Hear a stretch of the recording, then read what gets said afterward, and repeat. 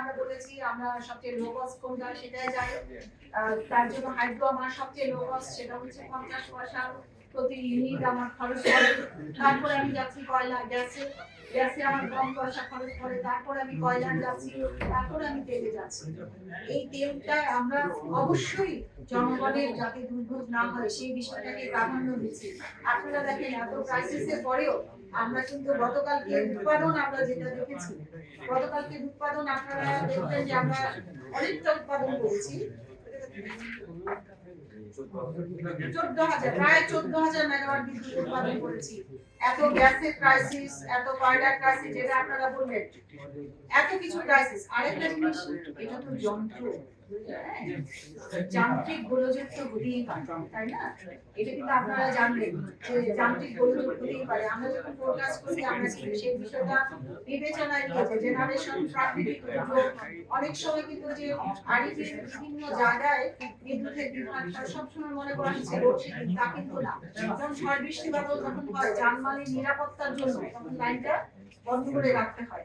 মানুষের যানবাহনের নিরাপত্তা দেওয়াও কিন্তু রাষ্ট্রের অন্যতম দায়িত্ব। আপনাদের সবাইকে ধন্যবাদ। আপনাদের যে টেকনিক্যাল এখন আপনি বলছেন যে জ্বালানি দিয়ে বিদ্যুৎ উৎপাদন করতে পারবেন, এটা আমার কাছে মনে হচ্ছে যে যেহেতু নবনির্বাচিত সরকার, রাজনৈতিক নেতারা অতটা জানবে না এটা আমাদের ফেইলিওর কিনা বিদ্যুৎ এবং জ্বালানি মন্ত্রণালয়ের, বিকজ তারা তো এটা সারা বছর স্টাডি করা উচিত যে কখন কি হবে। এটা তো নতুন কিছু না, এটা বিগত সময় এরকম হয়ে আসছে। এখন যদি জ্বালানি না দিতে পারে আপনি বিদ্যুৎ উৎপাদন করতে পারবেন না, আপনি জ্বালানির উপর দায় দিয়ে দিলেন। এই কারণে এই ধরনের ব্রিফগুলিতে আসলে মন্ত্রী প্রতিমন্ত্রীকে আমরা এক্সপেক্ট করি, কারণ তারা থাকলে আমাদের সব প্রশ্নের উত্তর দিতে পারে এবং আপনার টেকনিক্যাল বলে এড়িয়ে যাওয়ার সুযোগ আছে। কিন্তু মানুষ আসলে জানতে চায় যে আমার সহকর্মী যেটা বলেছে যে এই মে পর্যন্ত প্রচন্ড গরম থাকবে এবং যেখানে 8-10 ঘন্টার বিদ্যুৎ থাকে না, সেখানে অসুস্থ লোক, সেখানে বাচ্চা থাকলে তারা বুঝে যে আসলে তাদের কি কষ্ট। এই জায়গা থেকে আপনারা কিভাবে লাঘব করবেন সেইটার কোনো সুনির্দিষ্ট পরিকল্পনা আছে কি? আপনাকে ধন্যবাদ। আমি ইতিমধ্যে 7 তারিখে যে মিটিংটা আমরা করেছিলাম সেটা গড়া দিয়ে আবার বলছি, আমরা কিন্তু কৃষি প্রধান দেশ এখনো পর্যন্ত। আমাদের ফুড সিকিউরিটিটা অনেক বেশি চিন্তা করতে হবে, যাতে খাদ্য আমদানি আমরা আমাদের বেশি না করতে হয়।